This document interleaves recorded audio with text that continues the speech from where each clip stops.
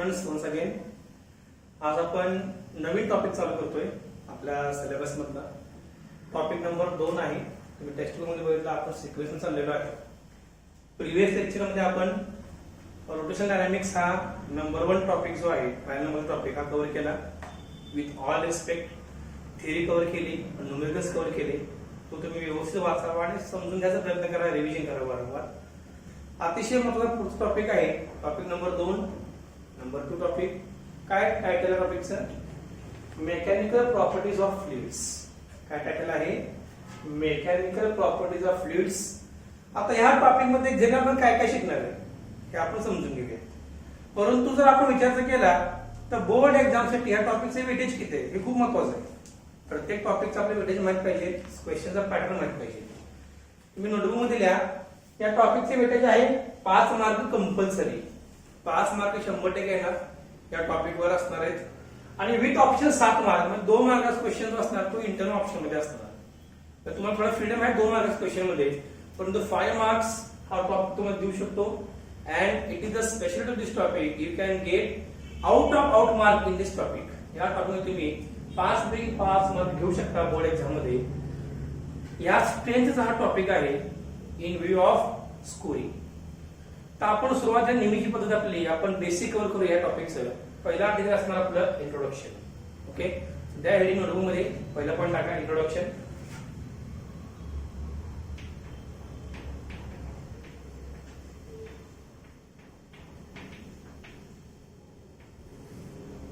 अतिशय interesting point. आता introduction जेव्हा आपण शिकतो तेव्हा आपल्याला माहित पाहिजे की या टॉपिकचं टायटल जे आहे या टायटलचा अर्थ काय एवढं समजून घ्या. काय टायटल आहे बघा. पहिला शब्द काय आहे? Mechanical properties. मेकॅनिकलचा अर्थ काय? असा फेनॉमेनॉन की ज्याच्यामध्ये आपण वेगवेगळे फोर्सेस लावतो. उदाहरणार्थ म्हणून मेकॅनिकल एनर्जी म्हणजे आपण काय म्हणू शकतो? इंजिन दिलेली एनर्जी, गाडीचे इंजिन घ्या.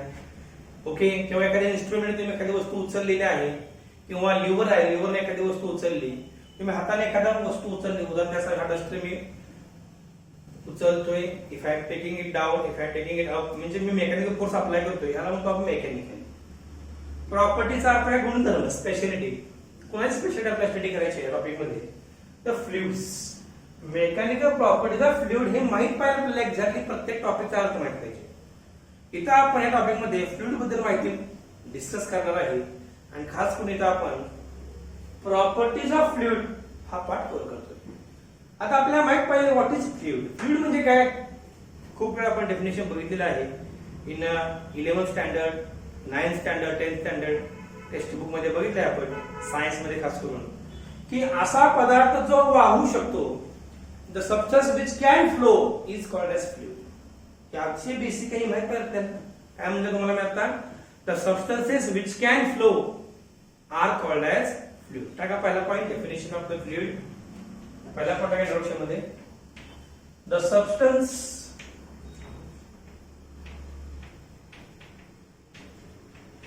काय म्हणता पहा. The substance which can flow. The substance which can flow is called as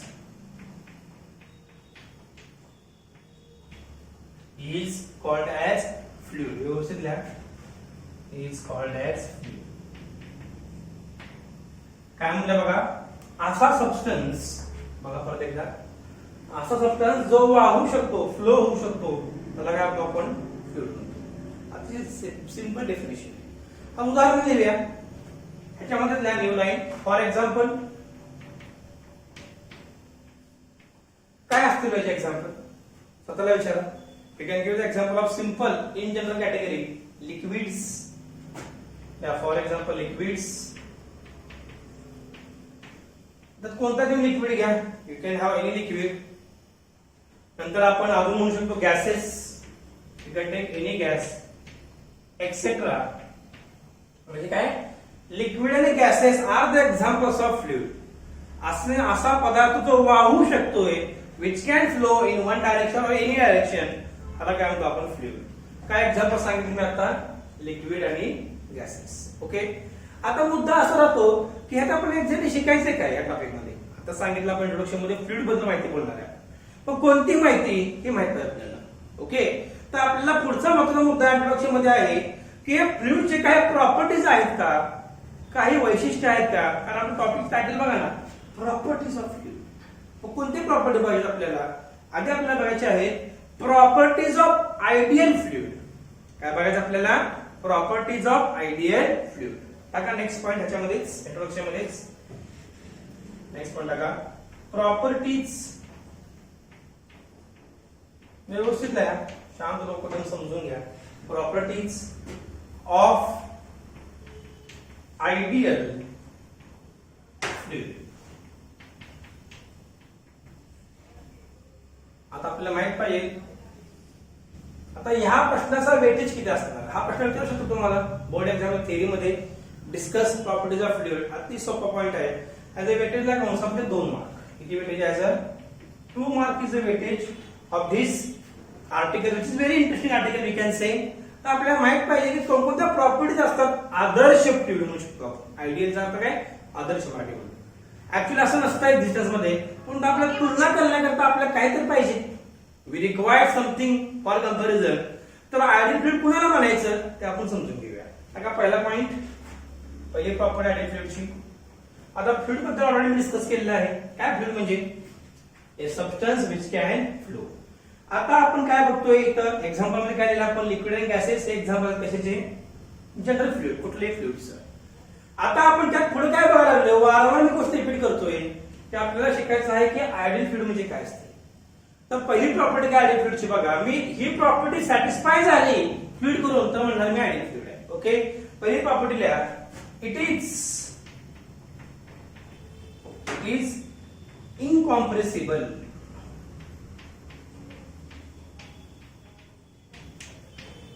तुम्ही या फ्लुइडला कॉम्प्रेस करू शकत नाही. कॉम्प्रेस अर्थ काय, तुम्ही दाबू शकत नाही. दाबलं तर डेन्सिटी बदलणार नाही.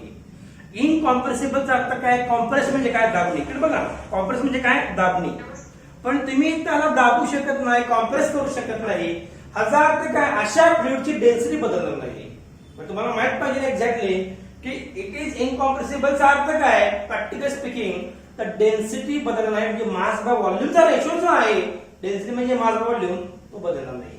कंसात द्या लगेच, density that is rho does not change. Rho म्हणजे काय, डेन्सिटी. खूप वेळा वापरला हा शब्द मी, माहित पाहिजे. रो रो RHO, रो म्हणजे density. Density does not change. ही झाली पहिली प्रॉपर्टी. कुणाची, कुणाची, आयडियल फ्लुइडची. पुढे बघा, इट इज इररोटेशनल.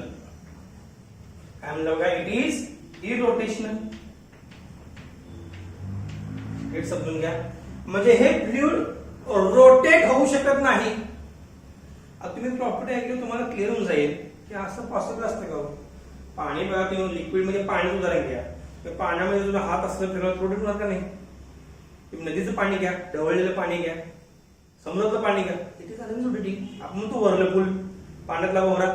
म्हणजे असं पॉसिबल आहे का, नाही. हे ऍक्च्युअली एक्झिस्टन्स नाहीये. पण आधीच सांगितलंय, तुलना कोणासंग करायची, तर आयडियल प्रॉपर्टी सोबत तुलना करायची, आयडियल फ्लुइड सोबत तुलना करायची. म्हणून माहित पाहिजे आपल्याला की आयडियल फ्लुइडची प्रॉपर्टीज काय, म्हणून हे शिकायला लागेल.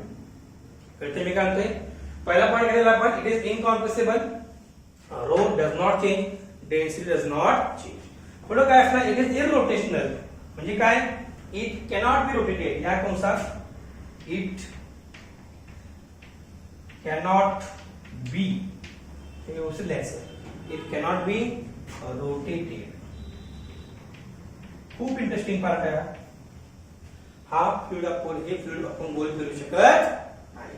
तिसरं प्रॉपर्टी लिहा, third property we are going to write. Systematic मध्ये लिहायचं आहे, it is non viscous. It is non viscous. त्याचा अर्थ काय, पुढे बघणार आहे आपण विस्कॉसिटी म्हणजे काय, विस्कस म्हणजे काय. पण तुम्हाला एक सिंपल भाषेत सांगतो, विस्कसचा अर्थ आहे चिकटपणा. म्हणजे लेअर मध्ये जे असतं फ्लुइडचं लेअर, जर तुम्ही विचारून घेतला, इकडे बघा, समजा हा एक लेअर आहे, हा एक सेकंड लेअर आहे. जर मी असे घासलं एकमेकांवर तर there is a friction. Yes or no? Yes or no? Yes, very easy. पण there is a friction or not? तर फ्लुइडच्या लेअर मध्ये मग काय असतं? फ्रिक्शन असतं. काय म्हटलं मी? फ्लुइडच्या लेअर मध्ये काय असतं? फ्रिक्शन असतं. आणि हे फ्रिक्शन आपल्याला त्या फ्लुइडला आपल्याला असं भासवतं की ते फ्लुइड पुढे जाऊ शकत नाही. उदाहरण द्यायचं म्हणलं तर तुम्ही मध घ्या, मध, हनी.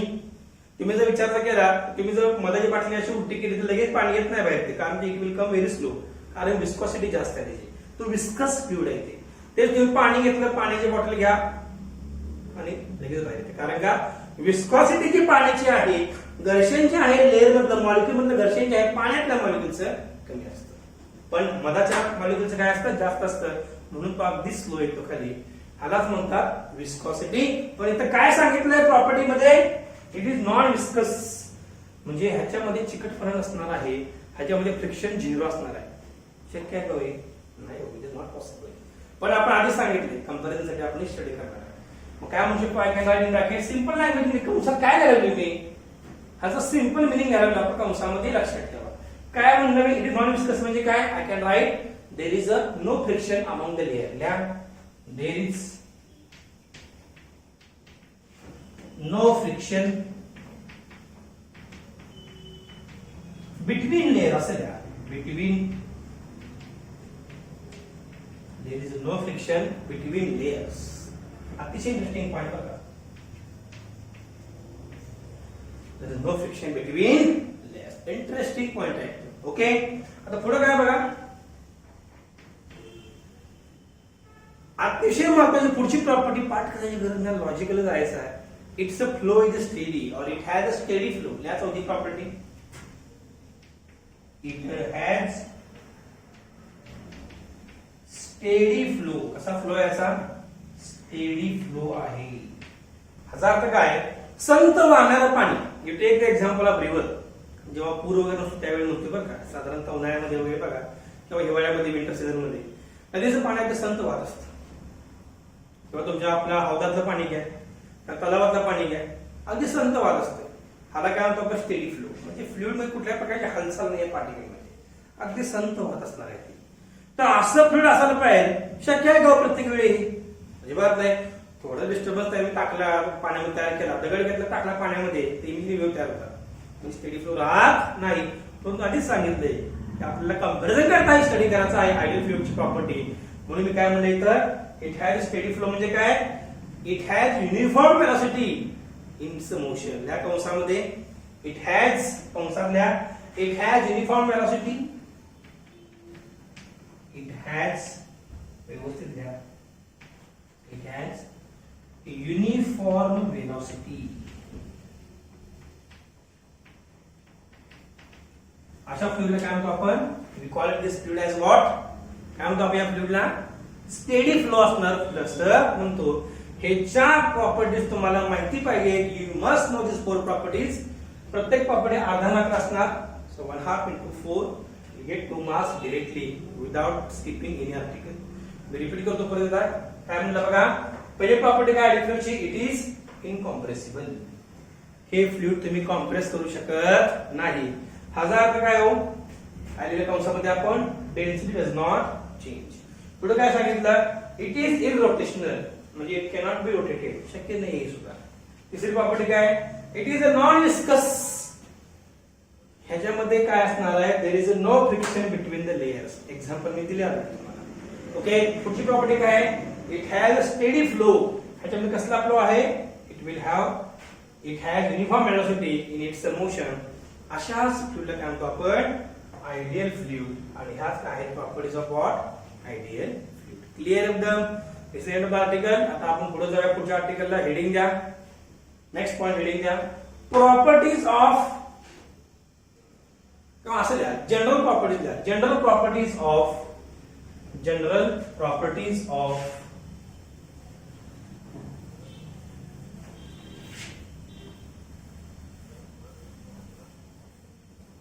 write down general properties of fluids.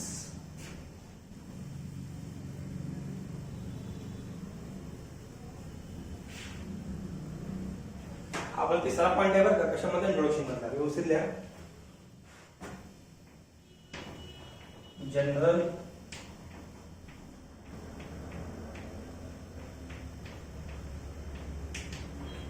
Properties of fluid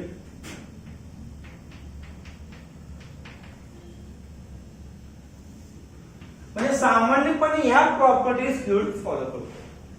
पाठीमागच्या प्रॉपर्टी आपण ज्या बघितल्या ना कोणत्या आयडियल फ्लुइडच्या प्रॉपर्टीज ह्या ऍक्च्युअली पॉसिबल नाही आहेत. म्हणून तर आपण त्याला काय म्हणलं आयडियल फ्लुइड. पॉसिबल नाही त्या प्रॉपर्टी, परंतु तुलना करण्याकरता कंपॅरिझन करता आपल्याला माहिती असणं अत्यंत आवश्यक आहे. आता आपला पुढचा पॉईंट काय आहे बघा, जनरल प्रॉपर्टीज ऑफ फ्लुइड. आता या जनरल प्रॉपर्टीज आपण काय काय बघणार आहे ते आपण समजून घ्यायचा प्रयत्न करूया. ओके, तुम्हाला माहिती पाहिजे स्वतःला विचारा प्रश्न की मी जर पाण्याचं उदाहरण घेतलं, तुम्ही पाणी उदाहरण घेऊ सिंपल आहे एकदम, तर पाणी कोणकोणत्या प्रॉपर्टीज दाखवतं स्वतःला विचारा. What is the first property of the water we can say, काय म्हणू शकतो आपण. So first and very foremost property is nothing but water can flow in one direction. म्हणजे काय, कोणतंही फ्लुइड हे वाहतं. म्हणजे आपण काय म्हणू शकतो पहिली प्रॉपर्टी, फ्लुइड्स कॅन फ्लो. काय का पहिली property, fluids can flow. Simple आहे एकदम. पाण्याचं उदाहरण घ्या ना, सोपं जाते समजून घ्यायला. काय म्हणलं मी, फ्लुइड्स कॅन फ्लो. कोणताही फ्लुइड वाहते, कारण डेफिनेशन मध्ये सांगितलंय मी, substance which can flow is called as fluid. मग ती प्रॉपर्टी आपण लिहू शकतो इथं, बरोबर आहे ना. दुसरी प्रॉपर्टी काय असेल महत्वाची, which property we can say, number 2 property, the fluids can go deformation. म्हणजे काय, फ्लुइड्स कॅन अंडरगो डिफॉर्मेशन. म्हणजे पाण्यावर तुम्ही फोर्स अप्लाय केलं तर त्या पाण्याचा आकार म्हणजे डेन्सिटी जी आहे पाण्याची बदलणार आहे. जी मी मगाच्या प्रॉपर्टी मध्ये बोललो तो होत नाही, पण ती शक्य आहे का हो. आयडियल प्रॉपर्टी शक्य आहे, लक्षात ठेवा. म्हणून आपण जनरल प्रॉपर्टीचा विचार करतोय. पहिली प्रॉपर्टी काय सांगितलं मी, फ्लुइड्स कॅन फ्लो. नंबर 2 ला प्रॉपर्टी अतिशय दुसरी प्रॉपर्टी बघा, fluids can go deformation.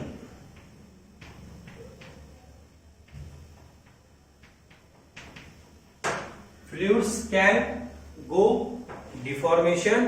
Otherwise, we can write fluids can undergo. That will be more clear. Fluids can undergo. Can undergo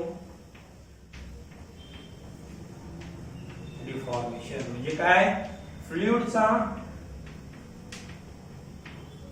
आकार म्हणजेच अप्लाय केलेला फोर्स असेल फ्लुइडवर तर त्या फ्लुइडची डेन्सिटी बदलणार आहे. त्याचा डेन्सिटीचा पार्ट जी प्रॉपर्टी ती बदलणार आहे. म्हणून काय म्हणले मी, फ्लुइड्स कॅन अंडरगो डिफॉर्मेशन. तिसरी प्रॉपर्टी काय असेल, जी प्रॉपर्टी आपण अगदी सायन्सने शिकले बघा, 8, 9, 10 स्टँडर्डला.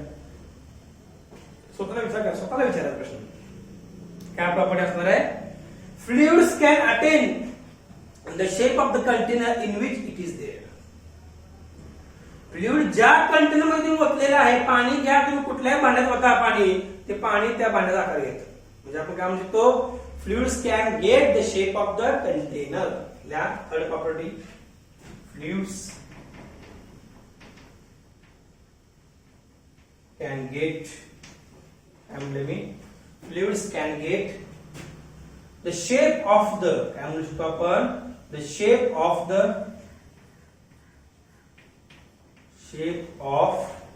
कंटेनर. म्हणजे काय, fluids can get shape of container. ज्या भांड्यामध्ये आपण, ज्या पॉट मध्ये आपण फ्लुइडला ठेवलेला आहे, त्या पॉटचा आकार, त्या भांड्याचा आकार फ्लुइड घेणार आहे. म्हणून आपण तिसरी प्रॉपर्टी काय दिली, students can understand very easily. काय म्हणले मी, fluids can get shape of the container. तर ह्या महत्त्वाच्या 3 प्रॉपर्टीज आहेत. You can add few more properties, but according to our syllabus this 3 properties we must understand. ह्या 3 प्रॉपर्टी आपल्याला माहितीच पाहिजे. पहिली प्रॉपर्टी कुठली सांगा, फ्लुइड्स कॅन फ्लो. नंबर 2 काय, fluids can undergo deformation. Fluid deformation मध्ये जाऊ शकतं, ज्याचा आकार बदलू शकतो. आणि fluids can get shape of the container. ज्या भांड्यामध्ये फ्लुइड ओतलेलं आहे त्या कंटेनरचा आकार फ्लुइड्स अटेन करू शकतं. हे झालं अतिशय वैशिष्ट्यपूर्ण प्रॉपर्टी कशाचे, जनरल फ्लुइड्सच्या. ओके, आपण काय काय बघितलं आतापर्यंत? आपण बघितलं पहिलं फ्लुइड म्हणजे काय, नंतर आयडियल फ्लुइड म्हणजे काय, आणि जनरल फ्लुइड म्हणजे काय, general properties of the fluid. Okay, आता आपण अतिशय महत्त्वाचा पॉइंट चालू करतोय. आता इंट्रोडक्शनचा पार्ट कव्हर झालेला आहे आपला. आता आपण बघणार आहे पुढचा अतिशय महत्त्वाचा पार्ट, तो म्हणजे कोणता? Heading the next point, hydrostatics. The heading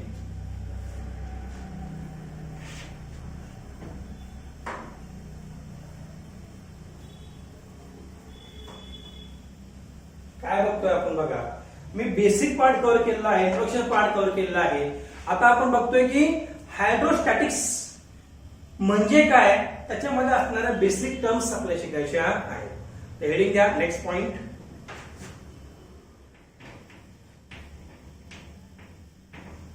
hydrostatics.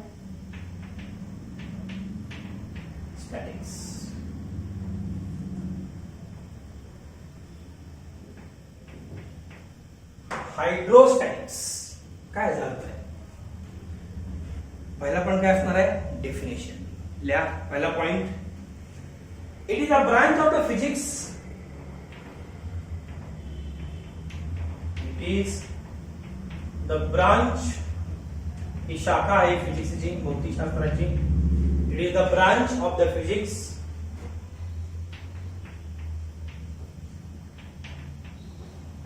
which deals with, त्याचा संबंध आहे, which deals with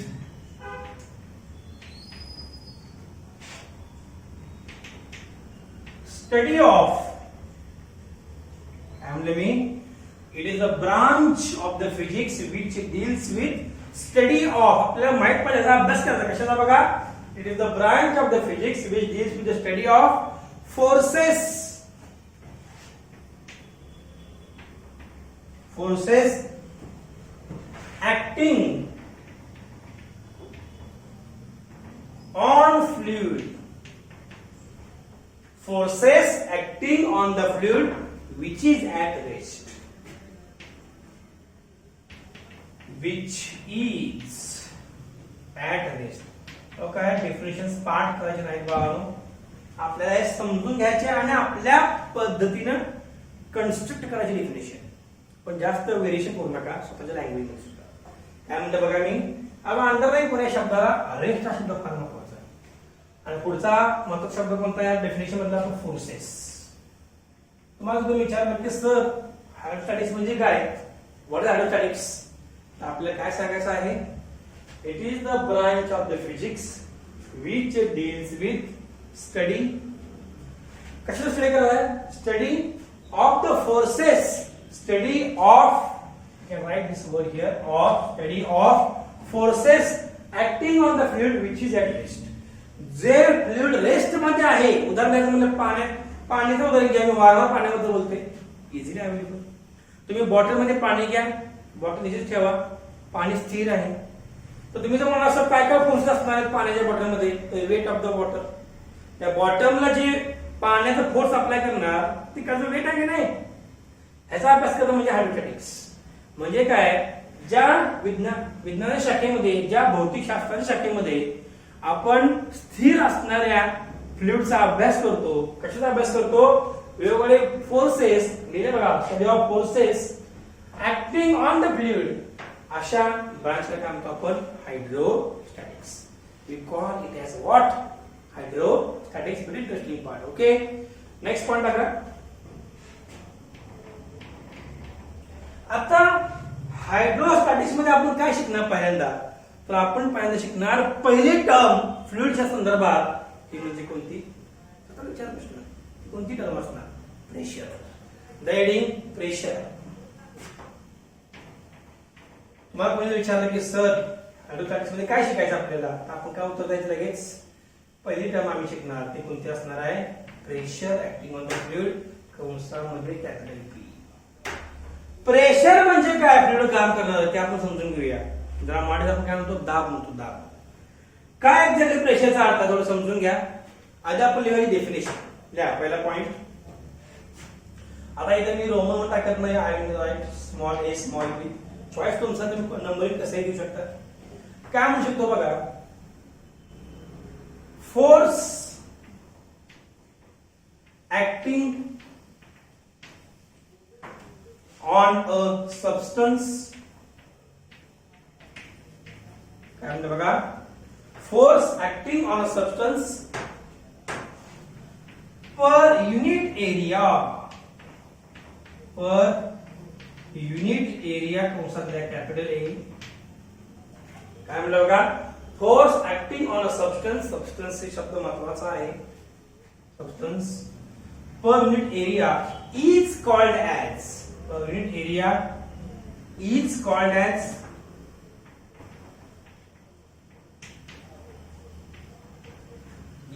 as pressure.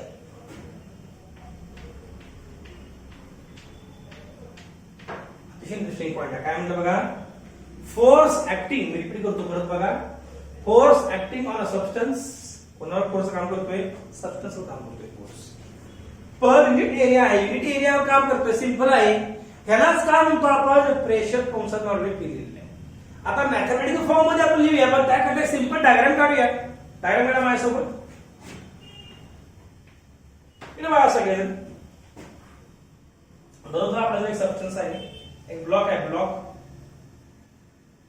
ठीक आहे. त्या ब्लॉकवर एक फोर्स अप्लाय करतोय बघा, धरून चला एफ हा फोर्स आहे, आणि हा फोर्स धरून चला एवढ्या एरियावर काम करतोय, एरियाला ए म्हणूया. आता प्रश्न असा पडतो की फोर्स कसा पाहिजे हे माहित पाहिजे. मग इथं अट काय, प्रेशरच्या वेळेस परपेंडिक्युलर फोर्स पाहिजे. कसं पाहिजे, फोर्स परपेंडिक्युलर फोर्स पाहिजे, विसरू नका. म्हणून मी चिन्ह दाखवले बघा इथं, I have shown here symbol of perpendicularity. क्या बोला मी, काय म्हणतो बघा, की force acting on a substance per unit area is called as pressure. Diagram मध्ये बघा, डायग्राम मी काढायचे लगेच, हा एक सबस्टन्स घेतलाय मी, त्या सबस्टन्स मध्ये धरून चाला, आपण एक फोर्स एफ का ऍक्ट करतोय. किती एरियावर काम करतोय तो, ए इतक्या एरियावर काम करतोय आपल्याला मी क्रॉस लाईनने, आणि हा फोर्स कसा आहे, हा परपेंडिक्युलर आहे. तर मी जेव्हा रेशो घेणार फोर्स बाय एरियाचा, फोर्स कसा पाहिजे, परपेंडिक्युलर फोर्स पाहिजे. फोर्स कसा पाहिजे, परपेंडिक्युलर, विसरू नका, फोर्स मस्ट बी परपेंडिक्युलर. बरेच मुलं इथे कन्फ्युजन जातात. We have to understand force must be perpendicular in case of pressure.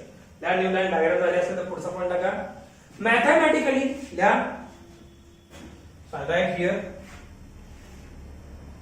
Mathematically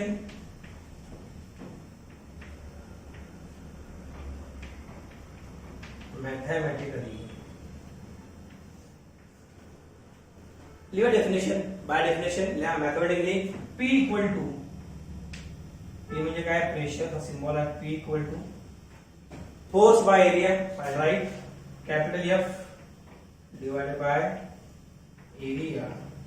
equation को बॉक्स कर लगेच. हा फॉर्म्युला प्रेशरचा, P equal to F by A and is force divided by area. आता पुढचा महत्त्वाचा मुद्दा कोणता आहे, की फोर्स कसा आहे, तर कंसात लिहा, राइट इट इज परपेंडिक्युलर. चिन्ह करा आपलं सर, फोर्स कसं पाहिजे, इट इज ऑलवेज परपेंडिक्युलर. म्हणून मी काय लिहिलं, F परपेंडिक्युलर बाय एरिया. काय अर्थ इथपर्यंत एकदम क्लिअर. आता पुढचा मुद्दा काय, जेव्हा आपण एका टर्म शिकतो तेव्हा त्या गोष्टीचं आपल्याला काय माहित पाहिजे, डेफिनेशन ऑलरेडी लिहिली आहे, आपण डायग्राम काढलेली आहे, इक्वेशन लिहिले, फॉर्म्युला असेल तर फॉर्म्युला लिहिलेला आहे. आता आपण लिहूया ह्याचं युनिट लिहूया. लिहा new line, it's a SI unit is it's sequence समजून घ्या. सी नंतर मी इथं आलेलं बघा व्यवस्थित लिहा नोटबुक मध्ये. It's SI unit equal to काय ते साइन असलं बघा बरं. Unit of force newton, area unit काय मीटर स्क्वेअर, मग काय newton per metre square, newton per metre square. काय म्हणतो बघा, और unit of pressure, pressure unit काय आहे, फोर्स बाय एरिया मध्ये मग काय लिहिलं आपण, unit of force newton, unit of area metre square, newton per metre square. पुढचा महत्त्वाचा मुद्दा काय, हे स्केलर आहे का वेक्टर आहे, काय करा आपल्याला, स्केलर आहे का वेक्टर आहे बघा, विचार करून सांगा, विचार करा. या it is a scalar quantity. काय सांगायचं? It is scalar quantity. कशी क्वांटिटी आहे? ही कोणती क्वांटिटी आहे? स्केलर. म्हणजे तुम्हाला प्रेशर व्यक्त करताना, एक्सप्लेन करताना फक्त किंमत महत्वाची आहे, डायरेक्शन सांगायची गरज नाही, कारण तो ऑलवेज कसा असणार आहे? परपेंडिक्युलर. त्यामुळे वेगळी सांगायची गरज नाही. मग काय लिहिले मी इथं? It is a scalar quantity. आणि इथे काय लिहिले मी? Its SI is newton per metre square. आता लक्षात ठेवा, न्यूटन पर मीटर स्क्वेअर दुसरा शब्द आहे pascal. कंसातल्या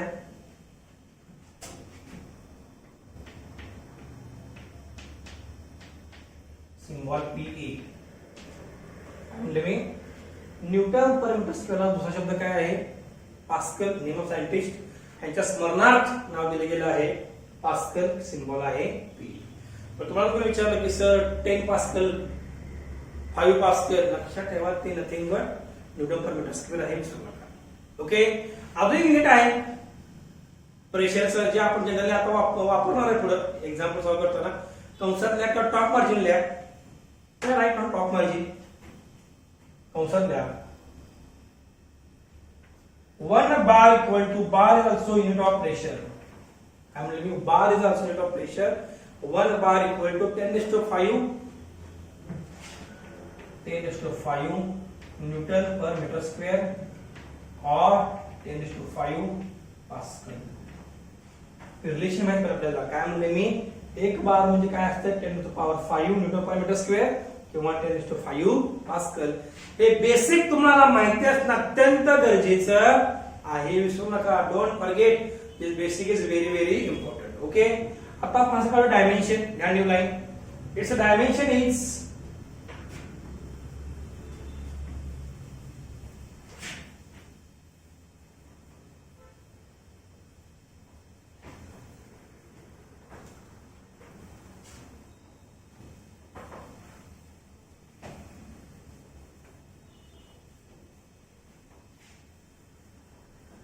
write down its dimension is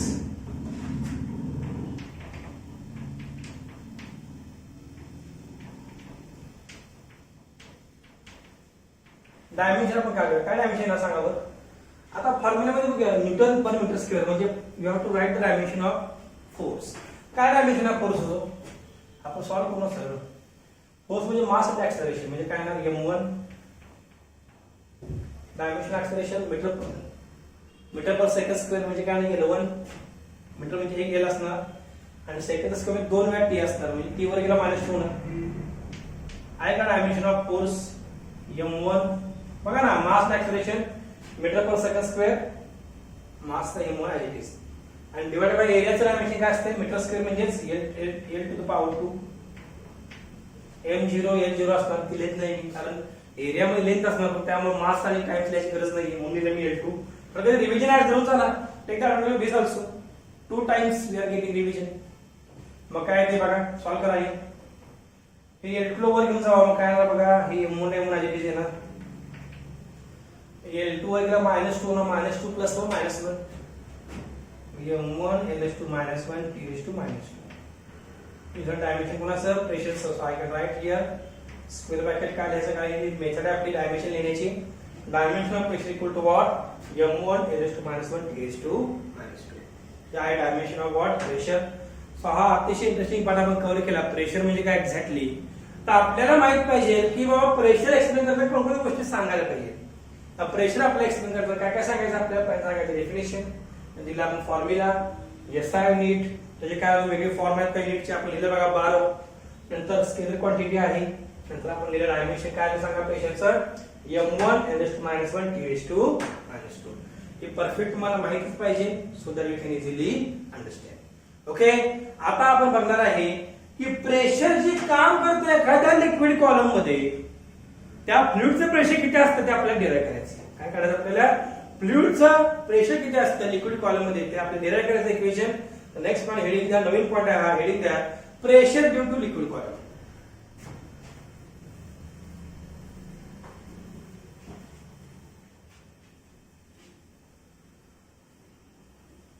अतिशय इंटरेस्टिंग पॉइंट आहे पुढचा.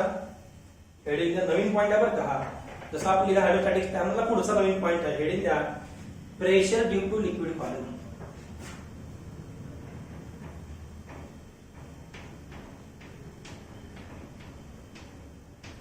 प्रेशर ड्यू टू लिक्विड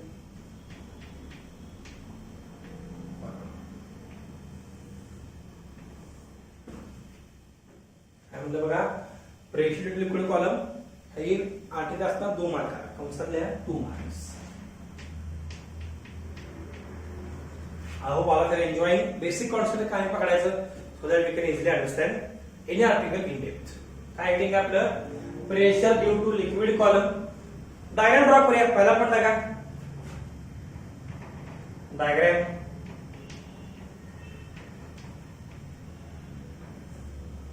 एक छोटं डेरिवेशन आहे. डायग्राम काढा माझ्यासोबत.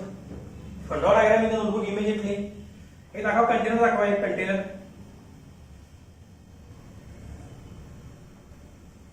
ठीक आहे. त्यात लिक्विड दाखवा. पाणी वगैरे धरून चला ना. त्याचं वॉटर डायरेक्ट सगळं लाईव्ह काढतो लक्षात ठेवा so that you can easily understand how to draw diagram in the exam also. इथे लिहा सरळ लिक्विड म्हणून कंसात टाका वॉटर म्हणून आहे H2O. ओके. आता आपल्याला काय करायचं माहिती आहे का की इथे एक आपल्याला दाखवायचं इमेजनरी सिलेंडर दाखवायचं आहे. काय दाखवायचं आपल्याला इमेजनरी सिलेंडर दाखवायचं आहे. बघा मी काय म्हणतोय दाखवा डायग्राम मध्ये शो वन सिलेंडर.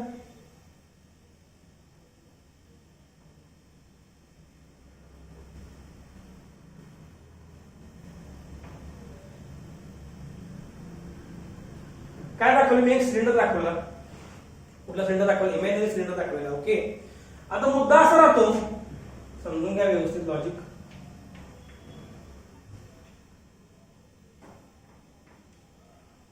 आता मला सांगा हा इथं काय असणार इथं असणार एअर बरोबर आहे नाही. आणि हा जो इमॅजिनरी सिलेंडर आहे तिथे लिहा क्लिअर कट नाव टाका इमॅजिनरी सिलेंडर. नाही तर बरेच मुलं शोधत बसणार कुठे सिलेंडर म्हणून. तर म्हणून क्लिअर कट सांगतो हा कसला सिलेंडर आहे. It is a imaginary cylinder. काल्पनिक आहे. It is not real. Imaginary cylinder. आता हा झाला एअर. इथे एअर असणार आहे. हे लिक्विड असणार आहे. इथे एक सरफेस आहे आपला ऑब्विसली. इथे काय तर एरिया असणार ना. आता मला सांगा या इमॅजिनरी सिलेंडरच्या आत पाणी असणार ना 100%. सिलेंडरच्या आत दोन्ही बाजू ओपन आहे सिलेंडर.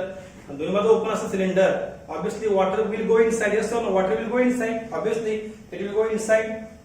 म्हणजे काय की इथं एक हाईट तयार झाली. हाईट एक हाईट आहे उंची आहे बघा पाण्याची. ज्याला म्हणतो आपण हाईट ऑफ लिक्विड कॉलम. त्याला आम्ही एच म्हणतो. काय म्हणतो बघा हा एच म्हणजे काय सांगा. हा एच म्हणजे काय आहे.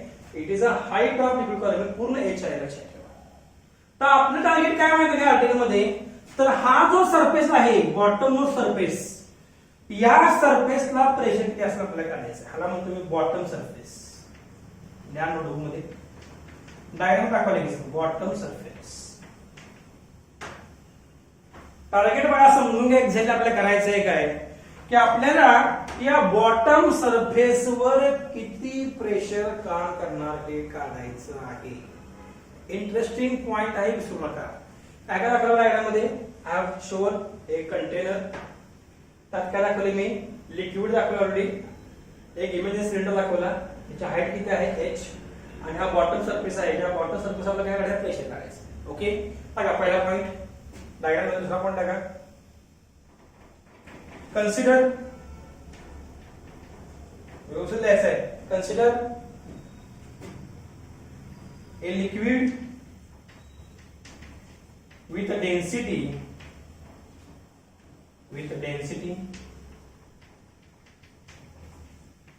rho कंसातल्या consider liquid with a density rho filled in the container. भरलेला आहे कंटेनर मध्ये. filled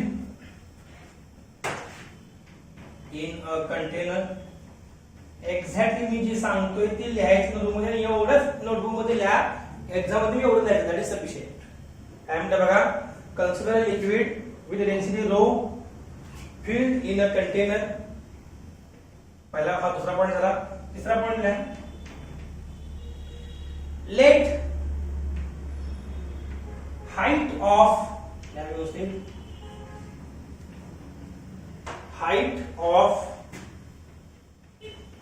liquid column, चा अर्थ पिलर सारखं उभं, let height of liquid column in a imaginary cylinder, in a imaginary cylinder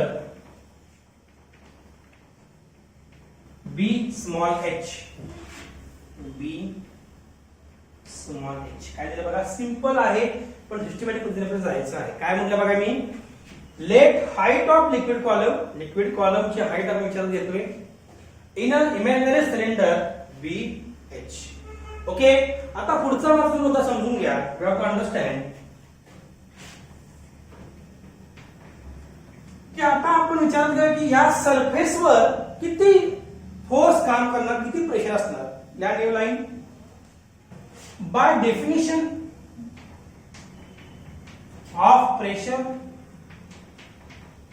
bye definition of pressure काय formula बघा, P equal to F by A. खूप सोपा पॉइंट आहे बरं का. P equal to what, F by A. Pressure equal to force by area आपल्याला माहिती आहे. आता फोर्स काय असणार आहे, या सरफेसवर फोर्स काय असणार आहे, तर या लिक्विडचं वेट बघा ना सगळेजण. हे लिक्विड भरलेले कंटेनर मध्ये, हे कंटेनर आउटसाइड इमॅजिनरी सिलेंडर मध्ये, इमॅजिनरी सिलेंडर मध्ये लिक्विड आहे की नाही सांगा याची हाईटवर, तर लिक्विड फोर्स अप्लाय करणार की नाही. तर समजा फोर्स हे एक तर माझा हे हात बघा, हा सरफेस आहे, इथं आपण लिक्विड फोर्स अप्लाय करणार, हे लिक्विड कॉलम फोर्स अप्लाय करणार, म्हणजे फोर्स काय असणार, लिक्विडचं वेट, या पाण्याचं वजन असणार का नाही. मग काय ना फोर्स म्हणजे here F equal to W, म्हणजे काय, W म्हणजे weight of the liquid column. त्या लिक्विड कॉलम इमॅजिनरी सिलेंडर मधलं लिक्विड म्हणतोय मी, त्याचं वेट म्हणतोय मी, F इक्वल टू वेट, कारण वेट म्हणजे फोर्स असते. माहिती आहे formula equal to mg equal to what, mg. Simple आहे. आता मला सांगा, but density equal to mass by volume. Density म्हणजे काय असते, मास बाय व्हॉल्यूम. मास काढा बाजूला, काय ना मग मास इक्वल टू काय ना डेन्सिटी इनटू व्हॉल्यूम. बरोबर आहे सांगा, मास म्हणजे काय ना डेन्सिटी इनटू व्हॉल्यूम, मास मल्टिप्लिकेशन करा. आता इथं मासची व्हॅल्यू ठेवायचं काय ना वरच्या इक्वेशन मध्ये, या न्यू लाईन. आता F काय बघा, सगळ्यांकडे बघायचं. Therefore F equal to M म्हणजे काय तर आहे बघा आपलं रो व्ही जी. समजते मी काय म्हणतोय, F म्हणजे काय आले, रो व्ही जी. बरोबर आहे का, काय अडचण पर्यंत. F म्हणजे काय, रो व्ही, हा रो व्ही ऍज इनटू जी. आता F ची व्हॅल्यू वर सबस्टिट्यूट करा वरच्या इक्वेशन मध्ये. मग काय ना सांगा, देअरफॉर इथे लिहा as it is equal to बघा मी ही इक्वेशन ठेवलेली F सोबत, काय ना सांगा मग rho V G divided by capital E. काय म्हणले मी, rho V G divided by मी कैपिटल A. आता आपल्या काय बेसिक स्टेप्स वापरायचे, द्या न्यू लाईन. बट व्यवस्थित लिहा, बट व्हॉल्यूम इक्वल टू काय असतो, व्हॉट इज व्हॉल्यूम. व्हॉल्यूम म्हणजे काय, व्हॉट इज व्हॉल्यूम, व्हॉल्यूम म्हणजे एरिया इनटू लेंथ. मग काय ना सांगा इथं, व्हॉल्यूम एरिया, कोणाचा एरिया हो, हा सरफेस एरिया जो आपण विचारात घेतलाय, बॉटम सरफेसचा एरिया, आणि लेंथ म्हणजे काय असणार, height of the cylinder. Height म्हणजे लेंथ एक प्रकारची. मग काय ना सांगा, volume equal to A into H. किंमत वर ठेवा. मग काय ना सांगा, मग त्याचं P इक्वल टू बघा इक्वेशन, P इक्वल टू हे rho V G divide by A आहे. आता मी काय लिहितो बघा, रो व्ही ची ठिकाणी काय देणार, A into H into G divide by. बघा मी काय केलं, इन्स्पायर्ड ऑफ व्हॉल्यूम काय दिलं, एरिया इंटू हाईट. आता AH G rho as it is. काय झालं कॅन्सल, तो सांगा, A ला झालं कॅन्सल, A ला झालं कॅन्सल. सिंपल आहे. प्रेशर काय मिळालं मला सांगा, मग I got equation of pressure equal to rho G H. काय मिळालं फॉर्म्युला मला प्रेशरचा. So pressure due to liquid column काय असणार आहे, P equal to rho G H. म्हणजेच काय, हे जे सरफेस हा सरफेस आहे, या सरफेसवर किती प्रेशर काम करणार आहे, तर डेन्सिटी ऑफ द फ्लुइड, जे त्या इमेजिनरी सेंटर मध्ये फ्लुइड आहे त्याची डेन्सिटी, नंतर ग्रॅव्हिटी ऍक्सेलरेशन आणि हाईट, किती हाईट आहे लिक्विड कॉलमची त्याच्यावर डिपेंड आहे. ह्याचा अर्थ काय सांगा, जितकी जास्त हाईट, बघा डायरेक्ट प्रोपोर्शन आहे, जितकी जास्त हाईट तितके जास्त प्रेशर असणार आहे. हे आहे सिंपल एक्सप्रेशन कशाचं, प्रेशर ड्यू टू लिक्विड कॉलमचं. आय होप तुम्हाला सगळ्यांना कळालं असेल व्यवस्थित. ओके, आपल्याला हे डेरिव्हेशन न फक्त तुम्ही डेरा करायचा प्रयत्न करा. पहिली स्टेप काय असणार डेरिव्हेशन मध्ये सांगा, डायग्राम असणार, नंतर लेबलिंग असणार प्रॉपरली, आता काही महत्त्वाचे मुद्दे आपले थेअरीच्या फॉर्म मध्ये, नंतर आपली definition of the pressure step by step solve करत गेलो. आणि एक्सप्रेशन काय मिळालं मला, pressure due to liquid column काय असतं, ρgh. Hence this is the end of the article. It is asked for 2 marks. तुमचं काम आहे हे प्रत्येक मुद्दे सविस्तर लिहायचे एक्झाम मध्ये, कुठेही कन्फ्युजन जायचं नाही, स्टेप बाय स्टेप लिहायचे. प्रत्येक करण्यासाठी तुम्हाला काय माहित पाहिजे, थेअरी माहित पाहिजे. Hence revision is very very important. Okay, this is the end of the article. आपण हे रिवाइज करा वारंवार, so that we can easily understand the theory of the this topic, specially काय म्हणले मी, pressure due to liquid. Okay, so have a revision. Thank you so much.